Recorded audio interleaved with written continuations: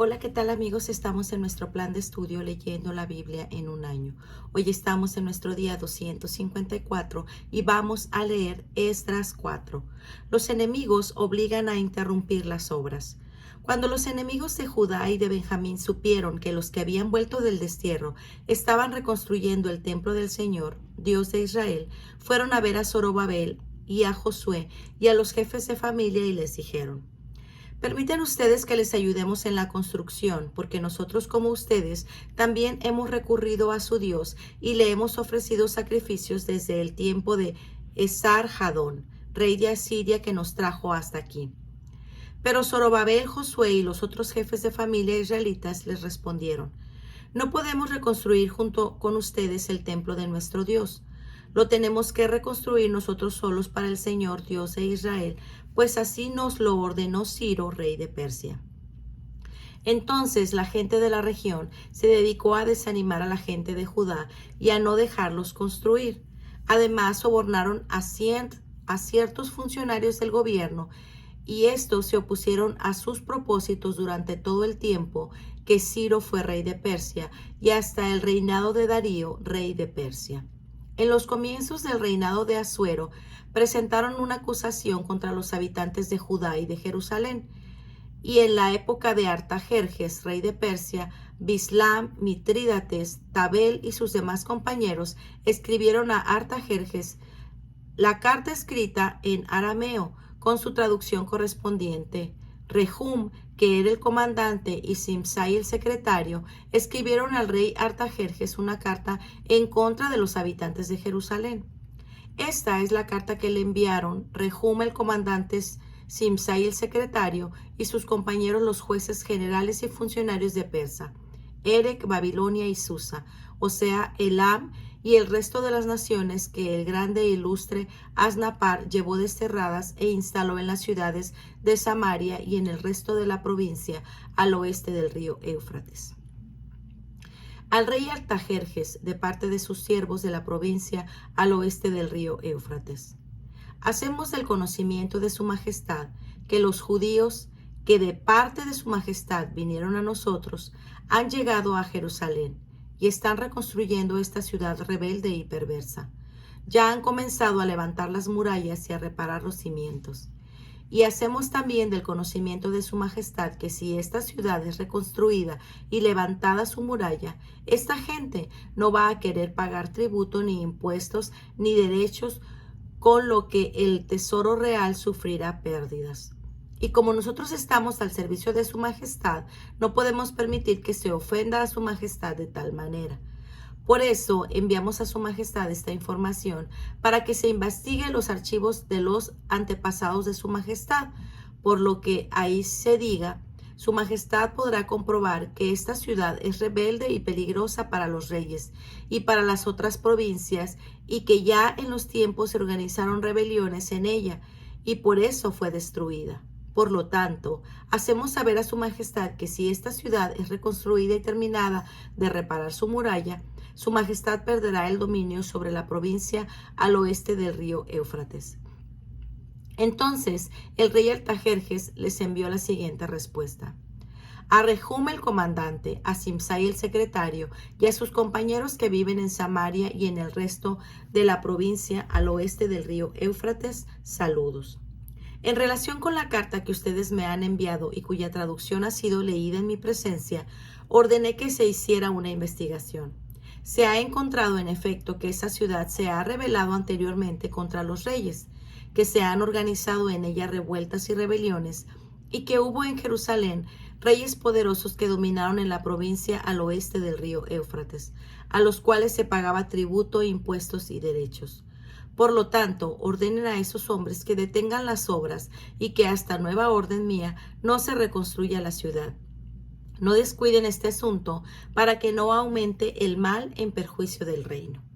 Cuando la carta del rey Artajerjes fue leída en presencia de Rehum, de Simsai el secretario y de sus compañeros, todos ellos fueron inmediatamente a Jerusalén y por la fuerza obligaron a los judíos a detener las obras. De esta manera, la reconstrucción del templo de Dios en Jerusalén quedó suspendida hasta el segundo año del reinado de Darío de Persia.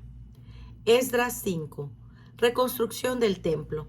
Los profetas Ageo y Zacarías, hijo de Idó, comunicaron a los judíos de Judá y Jerusalén los mensajes que habían recibido de parte de su Señor, el Dios de Israel. Entonces Zorobabel, hijo de Salatiel, y Josué, hijo de Josadac, se pusieron a trabajar de nuevo en la reconstrucción del templo de Dios en Jerusalén, y los profetas de Dios estaban con ellos para ayudarlos. Pero Tatenai, que era gobernador de la provincia del oeste del río Éufrates, y Setar-Boznai y sus compañeros fueron a decirles: ¿Quién les ha dado órdenes de reconstruir este templo y recubrirlo con madera? ¿Cómo se llaman las personas que están reconstruyendo este edificio? Sin embargo, Dios protegía a los dirigentes judíos, así que no les impidieron continuar hasta que se enviara un informe a Darío y se recibiera la respuesta. Esto es una copia de la carta de Tatenai, gobernador de la provincia al oeste del Éufrates, y de Setar-Boznai y sus compañeros. Los funcionarios del gobierno al oeste del Éufrates enviaron al rey Darío, la cual decía: Deseando a su majestad salud y bienestar, le hacemos saber que hemos visitado la región de Judá y el templo del gran Dios, el cual está siendo reconstruido con grandes piedras labradas. Ahora están recubriendo de tablas las paredes, pues trabajan a prisa y la obra avanza rápidamente.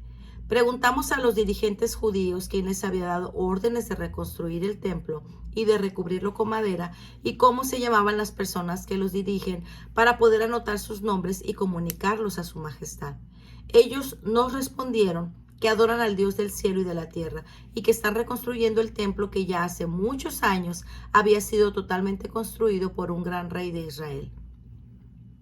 Dijeron también que sus antepasados irritaron al Dios del cielo y que él los había entregado en poder del rey Nabucodonosor de Babilonia, que era caldeo, y que fue quien destruyó aquel templo y los desterró a Babilonia.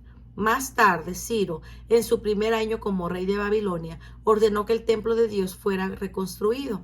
También nos dijeron que el rey Ciro sacó del templo de Babilonia los utensilios de oro y plata que Nabucodonosor había tomado del templo de Dios en Jerusalén y llevado al templo de Babilonia, y que se los entregó al tal Sesbazar, al cual había nombrado gobernador. Ciro ordenó a Sesbazar que recogiera aquellos utensilios y los devolviera al templo de Jerusalén, y que reconstruyera en el mismo sitio el templo de Dios. Fue entonces cuando Sesbazar llegó y echó los cimientos del templo de Dios en Jerusalén. Desde entonces se está construyendo, pero no ha sido terminado todavía. Ahora pues, si le parece bien a su majestad, pedimos que se busquen en los archivos reales de Babilonia y se averigüe si es cierto que el rey Ciro ordenó reconstruir el templo de Dios en Jerusalén, y que se nos comunique la decisión de su majestad sobre este asunto. Esdras 6. Entonces el rey Darío ordenó buscar los archivos donde se guardaban los documentos de valor en Babilonia, y en el palacio de Ecbatana, que está en la provincia de Media, se encontró un libro en el que constaba la siguiente memoria. En el primer año de su reinado, el rey Ciro dictó esta orden: en relación con el templo de Dios en Jerusalén, que se pongan los cimientos y se reconstruya el edificio para que se ofrezcan ahí sacrificios. Ha de tener 27 metros de alto por 27 de ancho, además 3 hileras de grandes bloques de piedra y una de madera nueva. El tesoro real pagará los gastos. En cuanto a los utensilios de oro y plata del templo de Dios, los cuales Nabucodonosor sacó del templo de Jerusalén y trajo a Babilonia, que se devuelvan y sean llevados a Jerusalén, y que sean colocados en el templo de Dios, que es su sitio.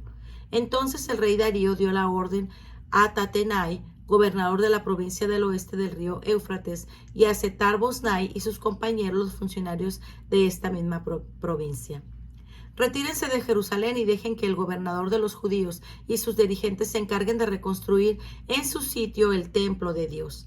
Estas son mis órdenes en cuanto a la manera de ayudar a los dirigentes judíos para que reconstruyan el templo de Dios: que con los impuestos que el Tesoro Real recibe de la provincia del oeste del río Éufrates se paguen puntualmente los gastos para que no se interrumpan las obras, y que diariamente y sin falta se entreguen a los sacerdotes de Jerusalén, según sus indicaciones, todo lo que necesiten, sean becerros, carneros o corderos, para los holocaustos, al Dios del cielo.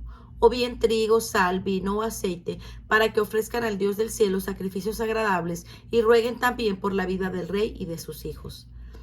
Ordenó también que si alguien desobedece esta orden, se arranque una viga de su propia casa y sea empalado en ella, y que su casa sea convertida en un montón de escombros, y que el Dios que escogió a Jerusalén como residencia de su nombre destruya a cualquier rey o nación que se atrevan a causar dificultades o perjuicios al templo del Señor que está en Jerusalén. Yo, Darío, he dado esta orden. Cúmplase al pie de la letra. Continuación y terminación de las obras. Entonces Tatenai, gobernador de la provincia al oeste del río Éufrates, y Setar-Boznai y sus compañeros cumplieron al pie de la letra la orden dada por el rey Darío. Así los dirigentes judíos pudieron continuar los trabajos de reconstrucción de acuerdo con lo dicho por los profetas Ageo y Zacarías, hijo de Idó. Y la reconstrucción se terminó conforme al ordenado por el Dios de Israel y según las órdenes de Ciro, Darío y Artajerjes, reyes de Persia. El templo quedó terminado el día 3 del mes de Adar del año 6 del gobierno de Darío, rey de Persia. Y los israelitas, los sacerdotes, los levitas y los demás que estuvieron desterrados celebraron con alegría la dedicación del templo de Dios. En aquella ocasión ofrecieron en sacrificio 100 becerros, 200 carneros y 400 corderos, además de 12 chivos, uno por cada tribu israelita, como ofrendas por el pecado de todo Israel. Luego pusieron a los sacerdotes en sus turnos correspondientes y a los levitas en sus puestos, para el culto de Dios en Jerusalén, conforme a lo escrito en el libro de Moisés. Los que volvieron del destierro celebraron además la Pascua el día 14 del mes primero. Los sacerdotes y los levitas se habían purificado ya, así que todos estaban ritualmente limpios. Entonces ofrecieron el sacrificio de la Pascua por todos los que habían estado desterrados, por sus compañeros los sacerdotes y por ellos mismos.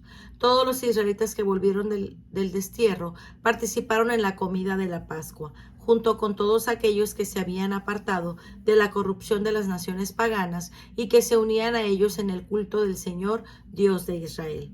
Durante 7 días celebraron con alegría las fiestas de los panes sin levadura, pues el Señor los había llenado de alegría al hacer que el rey de Persia los favoreciera y ayudara en la reconstrucción del templo de Dios, el Dios de Israel. Pues muy bien, amigos, este ha sido nuestro día 254. Nos vemos el día de mañana. Que el Señor les bendiga grandemente. Hasta pronto. Bendiciones.